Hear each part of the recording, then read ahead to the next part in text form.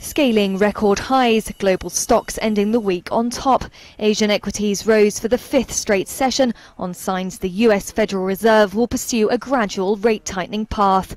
The MSCI World Index was almost 0.1% higher, just a whisker below an all-time intraday high hit earlier, and on track to end the week 1.6% higher.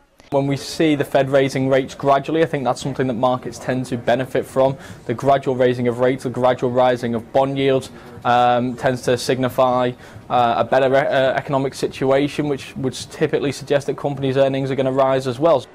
The reporting season to get underway with S&P 500 companies expected to report second quarter earnings growth of 7.8%. But not all analysts are feeling so confident. Some of the economic data out of the United States hasn't been overly impressive. Also, casting your mind back to earnings and updates we've had in the last 3 or 4 months, it hasn't been overly impressive. So there is a sense that the equity markets are boosted on the kind of big picture macroeconomic news because Miss Yellen isn't too keen on raising rates anytime soon. But that's sort of left traders in a kind of wait and see mode. European shares were poised for their biggest week in more than 2 months, on signs that major central banks would likely not tighten monetary policy.